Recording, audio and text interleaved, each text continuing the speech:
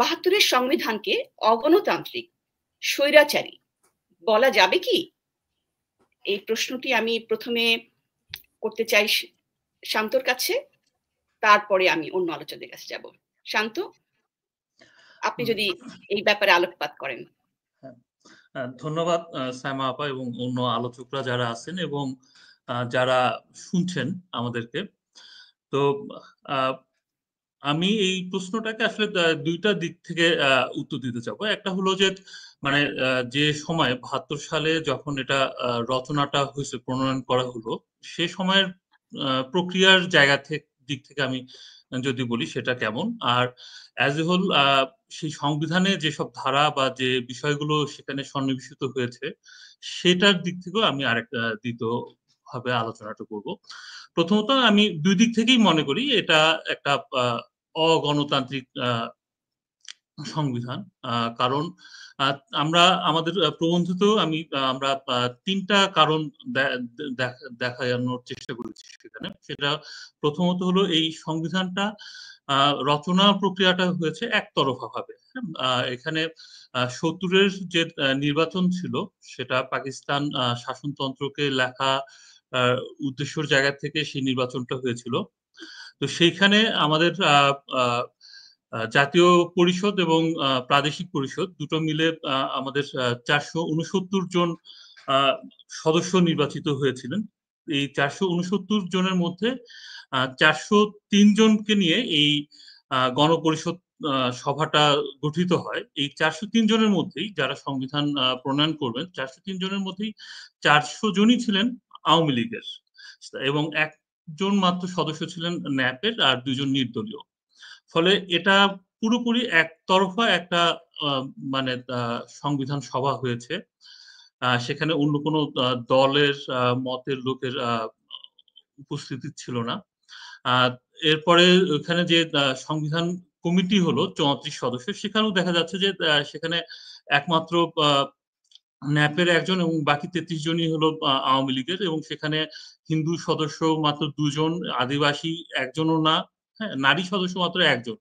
ফলে এই যে একটা একতরফা ভাবে সংবিধান রচিত হয়েছে, ফলে এই সংবিধান মানে সভা যেটা বা গণপরিষদ সভা বলা হয়েছিল সেখানে, সেটা একতরফা। সেখানে ভিন্ন দল মত বা ভিন্ন শ্রেণী পেশার তারপর বিভিন্ন জনগোষ্ঠীর অংশগ্রহণ ছিল না।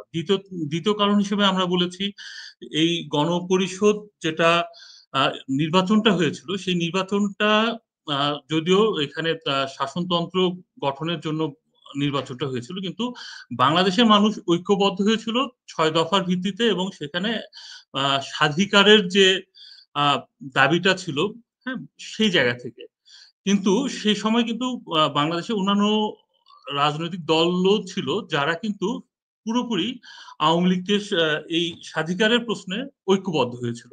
কিন্তু যখন বাংলাদেশ স্বাধীন হলো তখন কিন্তু এই স্বাধীন বাংলাদেশে মানে নতুন একটা বাংলাদেশ গড়ার যে প্রশ্ন, সেখানে কিন্তু অন্যান্য সবাইকে নিয়ে এই গণপরিষদ সভাটা হওয়া উচিত ছিল। আমাদের যে সংবিধান, যার মাধ্যমে আমাদের দেশের একটা নতুন পথ চলা শুরু হবে, সেখানে সেটা হয়নি, এবং সে সময় কিন্তু বিভিন্ন রাজনৈতিক দলের পক্ষ থেকেও এই অভিযোগটা আনা হয়েছিল আর কি, হ্যাঁ, দাবিটা তোলা হয়েছিল যে একটা নতুন নির্বাচন দিয়ে গণপরিষদ সভাটা হোক। এবং সবচেয়ে ইন্টারেস্টিংলি হলো যে ৪৬৯ জন যে গণপরিষদ সদস্য ছিলেন তার মধ্যে মাত্র ৪০৩ জন, হ্যাঁ, সেখানে এই গণপরিষদ সদস্য হিসেবে ছিলেন। অনেকে মারা গিয়েছেন, অনেকে পদত্যাগ, আওয়ামী লীগ থেকে পদত্যাগ করেছেন বা বহিষ্কার হয়েছেন। বেশিরভাগই ৫০ জনের মতো নানা রকম দুর্নীতি বা নানা রকম এই অভিযোগ ছিল, এবং এদের একটা বড় অংশ ছিল হলো তারা মুক্তিযুদ্ধর সময় ভারতে বা কলকাতায় আরাম-আয়েশে দিন কাটিয়েছেন বা নানা রকম অপকর্মের সাথেও যুক্ত ছিলেন। এই ধরনের বিভিন্ন প্রতিবেদন প্রমাণও পাওয়া যায়। তো নতুন নির্বাচন যদি হতো তাহলে সে সময় কিন্তু একটা স্কোপ হতো যে ইভেন যদি আওয়ামী লীগ সে সময় প্রচন্ড জনপ্রিয় দল আওয়ামী লীগের একটা বড় সংখ্যাগরিষ্ঠ সদস্যই হয়তো সেই নির্বাচনে আসলো, কিন্তু আওয়ামী লীগের যারা মুক্তিযুদ্ধের সাথে সংশ্লিষ্ট বা যারা এই মুক্তিযুদ্ধটা করছে সেই ধরনের নেতৃত্ব আমরা কিন্তু এই সংবিধান সভায় দেখতে পারতাম। তাহলে সেটা হয় নাই। আর ৩ নাম্বার কারণ আমরা বলছি যে এখানে যে পদ্ধতিতে এই সংবিধানটা রচিত হয়েছে সেখানেও কিন্তু কোনো সেভাবে কোনো গণতান্ত্রিক পদ্ধতিটা মেনটেন করা হয়নি, এবং সেখানে আমরা এখন আমরা যে ৭০-এর অনুচ্ছেদটা দেখি সেই ৭০-এর অনুচ্ছেদের ক্ষেত্রেও আমরা সেটার কিন্তু ওই সময় একটা প্রধান রাষ্ট্রপতির অধ্যাদেশের মাধ্যমে সেটা কিন্তু গণপরিষদ সভার আগেই সেটা জারি করা হয়েছিল। সেখানে কিন্তু বলা হয়েছিল যে মানে কোনো রাজনৈতিক দল যদি কোনো দলের কোনো সদস্য যদি এই গণপরিষদ সভায় থাকে, তারা মানে বহিষ্কৃত হলে বা পদত্যাগ করলে তাদের কিন্তু সেই সদস্য পদ খারিজ হয়ে যাবে। হ্যাঁ, এবং এটা কিন্তু এক ধরনের তার আলাপ আলোচনার জন্য বাধা ছিল, এবং আমরা দেখবো যে সেখানে যে ন্যাপের সুরঞ্জিত সেনগুপ্ত তিনি একাই ৭০টা প্রস্তাবনা নিয়ে আসছেন, এম.এন. লারমা 25টার মতো প্রস্তাবনা নিয়ে আসছেন। সেগুলো কিন্তু কোনোটাই আমরা সেই বিতর্কটা আমরা যদি এখন করি, আমরা খুব ভালোভাবে দেখবো যে সেখানে আসলে কি হয়েছে। হ্যাঁ, সেগুলো বেশিরভাগই মানে কোনোটাই গৃহীত হয় নাই, এবং যে কয়টা ৮০ কিছু বেশি প্রস্তাব গৃহীত হয়েছে বেশিরভাগই হচ্ছে ভাষাগত কিছু পরিবর্তনের প্রস্তাবনা। মানে পুরোটা আওয়ামী লীগ এককভাবে এই সংবিধানটা রচনা করছে। ফলে এই প্রসেসটার মধ্যেই একটা অগণতান্ত্রিক একটা প্রসেস সেখানে জারি ছিল। আর যে সংবিধানটা রচিত হয়েছে সেটাও আমরা যদি দেখি সেখানে মানে বিভিন্ন ধারায়, হ্যাঁ, সেখানে কিন্তু মানে অগণতান্ত্রিক বিভিন্ন ব্যবস্থাগুলো ছিল আর কি। হ্যাঁ, এবং সেটার আসলে ফলাফল আমরা পরবর্তীতে কিন্তু ভোগ করেছি। সেখানে এই ৭০-এর অনুচ্ছেদটা যুক্ত হয়েছে, সেখানে প্রধানমন্ত্রীর ক্ষমতা, সেখানে মানে ব্যাপারটা হয়েছে এমন যে সংবিধানটা রচিতই হয়েছে যেন রাষ্ট্রপতি সরি মুক্তিযুদ্ধের সময় রাষ্ট্রপতি হিসাবে ছিলেন শেখ মুজিবুর রহমান। তিনি আসার পরে একদিন পরে প্রধানমন্ত্রী হলেন সংসদীয় ব্যবস্থায়, কিন্তু তিনি সংসদীয় ব্যবস্থার প্রধানমন্ত্রী হয়েছেন ঠিকই, কিন্তু তাকে একজন রাষ্ট্রপতি হিসেবেই কল্পনা করে আসলে সমস্ত ক্ষমতা প্রদান করেই এটা এই সংবিধানটা রচিত হয়েছে। ফলে এটা ধরে ধরে অনেক ধারা বলা যাবে। আমি আপাতত এখানে আসলে এই বিষয়গুলো কিন্তু আমাদের এখন যেভাবে আলোচনায় উঠে এসেছে তেমন করে কিন্তু আসলে এতদিন ধরে আমরা অনেকটাই অতটা জানাশোনা ছিল না হয়তো, বা এতগুলো মানুষের মানে অনেক মানুষ এটা ঠিক জানতো না। সেজন্য আসলে খুব জরুরি যে আপনি আলোচনাটাকে নিয়ে আসছেন। আমি আসলে অন্য আলোচকদের কাছেও একই প্রশ্নটি নিয়ে যেতে চাইবো। মুক্তাশ্রী চাকমা যদি থেকে থাকেন, যে আপনি কিভাবে প্রশ্নটা দেখেন, যে ৭২ সংবিধানকে দেখেন, এটাকে কতখানি এটা কি গণতান্ত্রিক ছিল কিনা, বা এটা কতখানি আমাদের জন্য স্বৈরাচারী বা গণতান্ত্রিক ছিল কিনা, এই ৭২ সংবিধানের ব্যাপারে আপনার রিফ্লেকশনটা কি? অনেক ধন্যবাদ আপা। আর আয়োজকদেরকেও অনেক ধন্যবাদ জানাচ্ছি এই গুরুত্বপূর্ণ আলোচনাটা শুরু করার জন্য। গণতান্ত্রিক কি গণতান্ত্রিক না, ওই আলোচনাতে আমি যেতে একটু কম আগ্রহী। আমার মনে হয় যেটা আমাদেরকে ভাবা দরকার সেটা হচ্ছে যে ৭২-এর সংবিধান আসলে সবাইকে নিয়ে তৈরি হয়েছিল কিনা। আমরা যদি মুক্তিযুদ্ধের ইতিহাসের কথাও ভাবি, মুক্তিযুদ্ধের মধ্যে কারা, কারা অংশগ্রহণ করেছিল সেখানেও কিন্তু সব যে বাঙালি ব্যক্তিরাই মুক্তিযুদ্ধ করেছিলেন তেমনও কিন্তু না। আমরা মানে যদিও কাঠামোগতভাবে ওই হিস্ট্রি গুলো খুব বেশি উঠে আসে না, কিন্তু আমরা জানি, মানে বিশেষ করে আমরা যারা এই একাডেমিয়ার মধ্যে আছি আমরা জানি যে মুক্তিযুদ্ধের মধ্যে বিভিন্ন ধরনের জনমানুষের অংশগ্রহণ ছিল, এবং ওই পরিপ্রেক্ষিতে আমরা দেখেছি যে মুক্তিযুদ্ধের ইতিহাস যখন কাঠামোগতভাবে বাংলাদেশ স্বাধীন হওয়ার পরে প্রকাশ করা হচ্ছিল, সেখানে কিন্তু বাঙালি মুক্তিযোদ্ধাদেরকে হচ্ছে যে বিশেষভাবে এক ধরনের স্পেস দেওয়া হচ্ছিল। যারা অবাঙালি মুক্তিযোদ্ধা ছিলেন তাদেরকে কিন্তু ও ধরনের স্পেস দেওয়া হচ্ছিল না। এবং শান্তদা যেটা বলছিলেন যে গণপরিষদের দ্বিতীয় অধিবেশন বাংলাদেশ স্বাধীন হওয়ার পরে ওখানেও যে 163টা সংশোধনী প্রস্তাব উত্থাপিত হয়, এর মধ্যে হচ্ছে 70টা সুরঞ্জিত সেনগুপ্তের দ্বারা এবং 25টা হচ্ছে উত্থাপন করেন এম.এল. লারমা। আমি এম.এল. লারমার ব্যাপারে একটু এমফাসাইজ করছি কারণ উনি আদিবাসী জনগোষ্ঠী থেকে, উনি আদিবাসী মুক্তিযোদ্ধা ছিলেন এবং তার পাশাপাশি অনেক আরো আদিবাসী মুক্তিযোদ্ধারা ছিলেন। কিন্তু 72-এর সংবিধান কিন্তু এই যে জনমানুষের বিভিন্ন ধরনের, বাংলাদেশের বিভিন্ন ধরনের জনগোষ্ঠীর যে মুক্তিযুদ্ধের মধ্যে অবদান ছিল সেটাকে তুলে আনতে একদমই মানে ব্যর্থ হয়েছে বলে আমি মনে করি। এটা আমার মনে হয় যে এটা ইনক্লুসিভ ছিল না এবং ওই সময়ের প্রেক্ষিতেও যদি আমি চিন্তা করি, আমরা মাত্র স্বাধীন হয়েছি, বাঙালি জাতীয়তাবাদটা তখন হচ্ছে আমাদের মনে প্রাণের মধ্যে অনেক বেশি ছিল। কিন্তু যেই ধারণা থেকে বাঙালি জাতীয়তাবাদের সূত্র পাকিস্তানি জনগোষ্ঠী আমাদেরকে চাপিয়ে দিচ্ছে এক ধরনের জাতীয়তাবাদ, ওখান থেকে বাঙালি জাতীয়তাবাদের সূত্র, সেই জায়গাটা থেকেও কিন্তু আমরা বাঙালি বা বাংলাদেশের মধ্যে অন্যান্য যে জাতিগোষ্ঠী ছিল তাদেরকে কিন্তু আমরা তুলে আনতে একদমই ব্যর্থ হয়েছি বলে আমি মনে করি। অবশ্যই, একদম।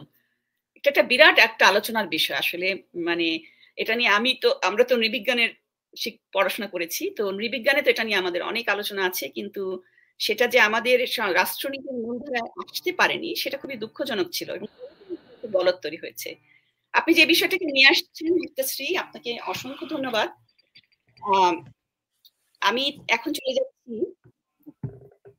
যাচ্ছি আমাদের পরবর্তী আলোচকের কাছে। আমাদের পরবর্তী আলোচক হচ্ছেন রেজাকুল চৌধুরী। তিনি যুক্তরাষ্ট্র প্রবাসী গণতান্ত্রিক নেটওয়ার্কের সদস্য। রেজাকুল চৌধুরী,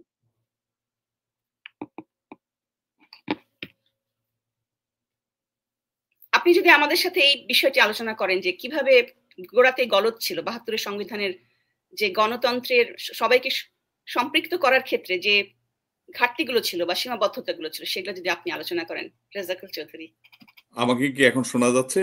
এখন শুনতে পাচ্ছি। আচ্ছা, অনেক ধন্যবাদ। আপনাকে ধন্যবাদ এবং যারা শ্রোতা আছেন এবং অন্যান্য আলোচক সবাইকে ধন্যবাদ। আমি সংবিধানটাকে বিচার করার ক্ষেত্রে একটা তার সময়ের প্রেক্ষিতে বিচার করতে চাই, আর সেটা প্রায়োগিক দিক থেকে, অর্থাৎ যেমন শান্ত ভাই যেটা বললেন, প্রক্রিয়াগতভাবে যে ভুলটা করেছে বা এক দেশদর্শী বা একদলীয় যে দৃষ্টিভঙ্গি, সেটা অবশ্যই অগণতান্ত্রিক। কিন্তু আমি চিন্তা করি একটা সংবিধান কিন্তু একাডেমিক অনেকগুলো ব্যাখ্যা আছে, কিন্তু সংবিধানকে আমি একটা প্রান্তিক মানুষ হিসেবে দেখি যে এটা এমন একটা দলিল যেটা কোনো একটা বিশেষ সময়ে কোনো বিশেষ শ্রেণী তাদের নিজস্ব শ্রেণী স্বার্থ সংরক্ষণের জন্য তাদের রাজনৈতিক, অর্থনৈতিক এবং সাংস্কৃতিক কর্মকাণ্ডকে যথার্থতা দেওয়ার একটা প্রচেষ্টা চালায় ওই দলিলের উপর ভিত্তি করে। তো সেই হিসাবে শেখ মুজিবুর রহমান এবং ওনার দল আওয়ামী লীগ তৎকালীন সময়ে যা যা করেছে, আপনি এই প্রায়োগিক দিক থেকে চিন্তা করেন একেবারে পারফেক্ট করেছে। তার এর অর্থ কিন্তু আলটিমেটলি দাঁড়ায় যে বাংলাদেশের সংবিধান ওই সময়ের প্রেক্ষিতে একটা অগণতান্ত্রিক এবং ফ্যাসিবাদী একদলীয় একটা সংবিধান ছিল। এখন প্রশ্ন হচ্ছে যে আমরা কেন সেটা করতে দিয়েছি বা বাঙালি কেন সেটা করতে দিয়েছে। এর পেছনের ইতিহাসটা কিন্তু এর কারণটা কিন্তু আমাদের রাজনৈতিক সংস্কৃতি। আমাদের রাজনৈতিক সংস্কৃতিতে সবসময় আমরা নায়ক খুঁজে বেড়াই। আমাদের ব্যক্তি জীবন থেকে শুরু করে আপনি দেখেন রাজনৈতিক জীবনে আমরা শেখ মুজিবকে দাঁড় করিয়েছি, উনি আমাদের মুক্তির জন্য সবকিছু, এটা অনেকটা ওহী নাজেলের মতো করে উনি বলবেন, আমরা ছুটে যাব এবং আমরা স্বাধীনতা নিয়ে আসব। বিষয়টা এরকম করে ছাত্রলীগ থেকে শুরু করে এবং সকল রাজনৈতিক দল ওনাকে সেভাবে দাঁড় করিয়েছে। এখন একটি মানুষকে আপনি যখন অনেকটা নির্বোধ একটা মানুষকে, যার মানে ওনার লেখাপড়াগত এবং অন্যান্য ব্যাপারে যে ওনার যে ইতিহাস, সেখানে খুব একটা যে বুদ্ধিমত্তা বা লেখাপড়া জানার বিষয়গুলো আছে এমনটা মনে হয় না, বা জানা যায়ও নি। কিন্তু ওনাকে একজন ক্যারিসমেটিক লিডার, ওনাকে আমরা এমন পর্যায়ে তুলে নিয়ে গিয়েছি যে উনি ভেবেছেন যে উনি মানেই বাঙালি, উনি মানেই বাংলাদেশ, এবং উনি মানেই বাংলার জনগণ। আমরাও কিন্তু সেখানে কোনো বাধা দিইনি। সবচেয়ে বড় কথা হচ্ছে আওয়ামী লীগের মধ্যে যে যারা ছিলেন, অন্যান্য বড় বড় নেতারা যারা লেখাপড়া জানতেন এবং রাজনীতির একটা ইতিহাস ছিল, ওনারাও কিন্তু এই ব্যাপারে কোন রকম বাধা বা কোন রকম দ্বিতীয় একটা স্রোত সৃষ্টি করেননি। এই কারণে উনি এককভাবে উনি পুরো রাজনীতি এবং বাংলাদেশের রাজনীতি এবং ওনার দলের রাজনীতিকে পুরো কন্ট্রোল করেছেন। তো সেই হিসাবে বলা যায় যে ৭২-এর সংবিধান প্রশ্নাতীতভাবে সময়ের দাবি মিটিয়েছে দলীয় দৃষ্টিকোণ থেকে, কিন্তু জনগণের দাবি মেটানো হয়নি, এবং জনগণ সেটা বুঝতেও পারেনি। তখন জনগণ সেটা বুঝতে ৫৩ বছর সময় লেগেছে। তো এটার জন্য দায়ী কিন্তু আমাদের রাজনীতি। আমি খুব সংক্ষেপে আলাপটা করলাম। ধন্যবাদ। ধন্যবাদ রেজাকুল ভাই, আপনি আসলে খুব সংক্ষেপে বিষয়টা তুলে ধরলেন যে মানে সংবিধান কিন্তু একটা শুধু ডকুমেন্ট না, এটা একটা লিভ ডকুমেন্ট, যেটা মানুষকে মানে জীবন যাপন করতে হয়, এবং সংবিধানের একটা প্র্যাকটিস আছে। আপনি যে প্র্যাকটিসের দিকটা নিয়ে আসলেন, এবং প্র্যাকটিসের মধ্য দিয়ে কিভাবে সেই সময়ে এই সংবিধানকে একটি একনায়কতান্ত্রিক বা স্বৈরাচারী ব্যবস্থার দিকে নিয়ে যাওয়ার মতো একটা ভিত্তি হিসেবে তৈরি করা হয়েছিল, সেটি আপনার আলোচনা থেকে আমরা বুঝতে পারছি। এবং সেটা আমরা নিশ্চয়ই আলোচনাটা আরো অগ্রসর করব। এই জন্য আমরা আমাদের পরবর্তী আলোচকের কাছে যেতে চাইবো। আমাদের পরবর্তী আলোচক আছেন মোস্তফা ফারুক। তিনি এই ব্যাপারে আলোচনা করবেন যে ৭২-এর সংবিধান সম্পর্কে আপনার যে টেক সেটা কি। ধন্যবাদ সাইমা খাতুন, এবং আমি অভিনন্দন জানাই, শুভেচ্ছা জানাই যারা আমাদের আজকের এই আলোচনা শুনছেন। সবাইকে আমাদের এই গণতান্ত্রিক বাংলাদেশ নেটওয়ার্কের পক্ষ থেকে শুভেচ্ছা জানাই। সাইমা আপা, আমি আলোচনাটা শুরু করার আগে আমি প্রথমে কিন্তু একটু আলোকপাত করতে চাই যে কেন আজকে আমরা এই সংবিধান নিয়ে আলোচনায় বসলাম। এর পটভূমিটা কিন্তু যদি আমরা খেয়াল না করি, তাহলে আমরা যে আলোচনাটা এখান থেকে ডিরাইভ করতে চাই যে বিষয়গুলি, সেটা আমরা হারিয়ে ফেলব। জুলাই আগস্টের গণঅভ্যুত্থান একটা বিরাট রাজনৈতিক আকাঙ্ক্ষা তৈরি করেছে আমাদের মধ্যে এই আলোচনার মধ্যে আসার। সেই জুলাই আগস্টের গণঅভ্যুত্থানের মূল যদি রাজনৈতিক বার্তাটা আমি দেখি, আমি যেভাবে এটা রিড করি, ৩রা আগস্ট যে ঘোষণাটা আসলো শহীদ মিনার থেকে, যে এক দফার আন্দোলন যখন একটা সূত্রপাত হলো যে আমরা এই দেশ থেকে ফ্যাসিবাদের অবসান চাই, এবং ফ্যাসিবাদ যাতে এদেশে ফিরে না আসতে পারে তার জন্য নতুন রাজনৈতিক ব্যবস্থা চাই। এই যে নতুন রাজনৈতিক ব্যবস্থা চাই, তার অংশ হিসেবে কিন্তু এই সংবিধানের আলোচনা আসছে। যে বাংলাদেশের ৫৩ বছর যেই শাসন ব্যবস্থা পরিচালিত হচ্ছে, আমরা সবাই জানি যে সংবিধান কি। সংবিধান হচ্ছে একটা কোডিফাইড ডকুমেন্ট, যে ডকুমেন্টে একটা দেশের যে আর্থসামাজিক রাজনৈতিক ব্যবস্থা বিদ্যমান তা কিভাবে পরিচালিত হবে তার নিয়ম নীতি, যে মূল ডকুমেন্ট অর্থাৎ সুপ্রিম ল হিসেবে যে ডকুমেন্টটা হয়, কোথাও রিটেন অথবা আনরিটেন, যে ফর্মই থাকুক না কেন, সেটি হচ্ছে সংবিধান। তাহলে আজকে এই আলোচনা আমরা আসছি এই প্রত্যাশা থেকে যে বাংলাদেশের ৫৩ বছরে যে স্বৈরতান্ত্রিক শাসন বা ফ্যাসিবাদী শাসন আমরা দেখে আসছি, অর্থাৎ বাংলাদেশের যে উৎপাদন ব্যবস্থা, বাংলাদেশের যে আর্থসামাজিক ব্যবস্থা, সেটা পরিচালনা করার জন্য যে সমস্ত রাজনৈতিক ব্যবস্থা পরিচালিত হয়ে আসছে এই ৫২-৫৩ বছর, সেটা যেই সংবিধানের অধীনে হয়ে আসছে, সেই সংবিধানই এই স্বৈরতান্ত্রিক ব্যবস্থাকে এই দেশে পরিচালনা করার ক্ষেত্রে আপনার একটা ব্যাকআপ হিসেবে তাকে পরিচালনা করার আইনগত ভিত্তি হিসেবে এই সংবিধান পরিচালিত হয়ে আসছে। আপনার প্রশ্ন হচ্ছে যে এই সংবিধান কি একটা স্বৈরতান্ত্রিক বা গণতান্ত্রিক? এখন আমি প্রথমে ডিফাইন করি, আমরা যখন বলছি ৭২-এর সংবিধান, তখন ৭২-এর সংবিধান বলতে কোন সংবিধানকে বোঝাচ্ছি? যদি সংবিধানের যে এখন যে পঞ্চদশ সংশোধনী সহজে বাংলাদেশের বর্তমান সংবিধান বিদ্যমান, এইভাবে একটা সংবিধানকে আমরা বুঝতে পারি। আবার অনেকে বুঝাতে চান না না না না পরবর্তীতে অনেক অনেক কিছু হয়েছে, কিন্তু আদি যে 72-এর সংবিধান, সে আদি 72-এর সংবিধান নিয়ে অনেকের আছে, মানে একটা নোশন আছে যে ওটা বোধহয় একটা মুক্তিযুদ্ধের অর্জন। আমাদের দেশে 71-এর যে মুক্তিযুদ্ধ, আমি এই আলোচনা প্রসঙ্গে 71-এর মুক্তিযুদ্ধের মানে শহীদদের স্মৃতির প্রতি শ্রদ্ধা জানিয়ে বলছি যে অনেকেই এটা এইভাবে উপস্থাপন করতে চান যে এটা 72-এর সংবিধান, যে অরিজিনাল সংবিধান, সেই সংবিধানকে যদি আমরা মানে অগণতান্ত্রিক বলি, স্বৈরাচারী বলি, তাহলে বোধহয় আমরা মুক্তিযুদ্ধকে এবং মুক্তিযুদ্ধের মধ্যে যে অর্জন, সেই অর্জনকে বোধহয় আমরা কালিমা লিপ্ত করছি।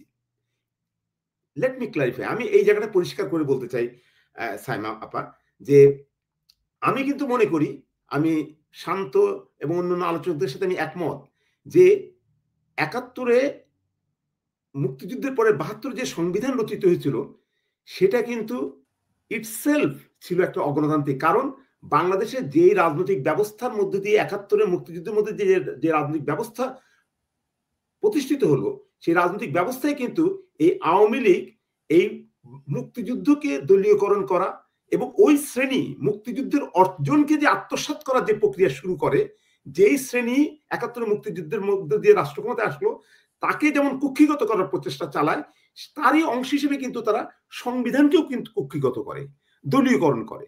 এবং তারই একটা অন্যতম নজির হচ্ছে, যেমন ধরেন আমি আমার আলোচনা যারা শুনছেন, আমি সবাইকে যদি একটা প্রশ্ন করি, আমি যদি বলি বাংলাদেশের সমস্ত জনগণ বাঙালি, এটা শুনতে আপনার কাছে কত অসভ্য এবং অগণতান্ত্রিক মনে হবে না? এটা একটা অসভ্য কথা না? আমি ব্রিটেনে বসবাস করি, আমাকে যদি এখন ব্রিটিশ সরকার যদি কোনো এরকম আইন প্রণয়ন করে, বা ব্রিটেনে তো আর লিখিত সংবিধান নেই, কিন্তু যদি একটা কোনো আইন প্রণয়ন করে বলে ব্রিটেনের সমস্ত জনগণ হচ্ছে ইংরেজ, তো হাউ আই উড ফিল, আমি কি মনে করব? এটা রেজ্জাকুল ভাই আমেরিকায় আছেন, বা আমরা সবাই তো বাইরে আছি, তাই না? তাহলে আমরা তো এইসব দেশে কিন্তু বসবাস করে বুঝি যে এটা হাউ ইউ ফিল। তাহলে 72-এর যে মূল সংবিধান, সেই সংবিধানে কিন্তু পুরো বাংলাদেশের জনগণকে বলা হলো বাঙালি। ইটসেলফ একটা সো আনডেমোক্রেটিক একটা অ্যাপ্রোচ।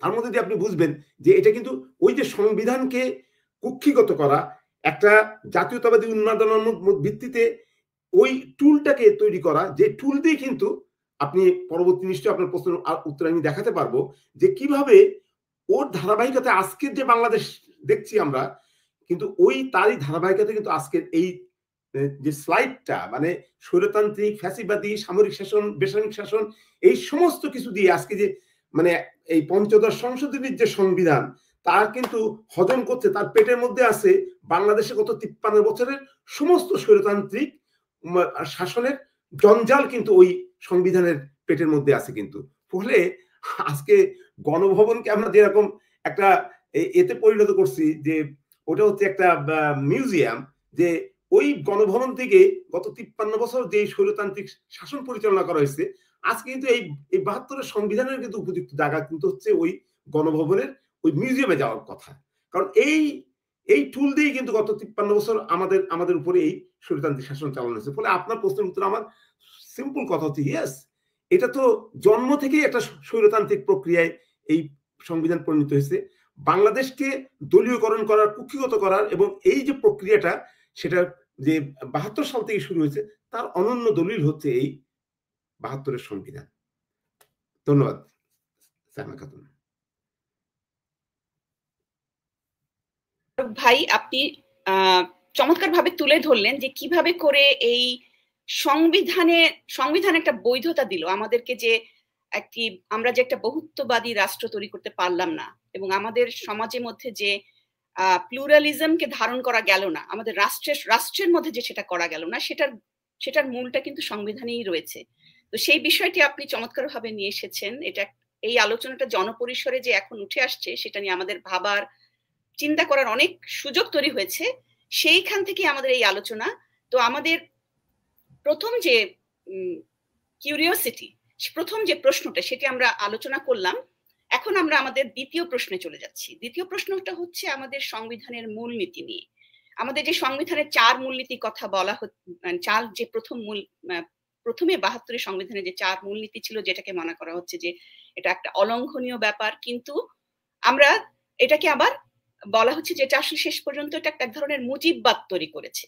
তো এই যে বিষয়টি, এটা কিভাবে মুজিববাদ বলা হবে বা কেন এটা মুজিববাদ হয়ে উঠলো, বা এটা প্রথম থেকেই মুজিববাদ ছিল, এই বিষয়ে আমরা এখন আলোচনায় আসব। 4 মূলনীতি নিয়ে আমরা একে একে করে আপনাদের 4 জনের কাছে এই প্রশ্নটি জানতে চাইবো। আমি প্রথমে আবারও চলে যাচ্ছি অনুপম সৈকত শান্তর কাছে। শান্ত, আপনি যদি আলোচনা করেন, আপনি কিভাবে দেখেছেন 4 মূলনীতিকে? ধন্যবাদ। আমি এই প্রশ্নে আসার আগে ছোট করে আমি রেজ্জাকুল ভাইয়ের দায়ের বিষয়ে একটু দ্বিমত করব, সামান্য, খুব বেশি না। সেটা হচ্ছে যে মানে দায়টা আসলে রাজনৈতিক সংস্কৃতির, আমরা একভাবে রাজনৈতিক সংস্কৃতির দায় দিতেই পারি, বা রাজনৈতিক সংস্কৃতি বা আমরা সাধারণ মানুষের উপরেও দায় দিতে পারি।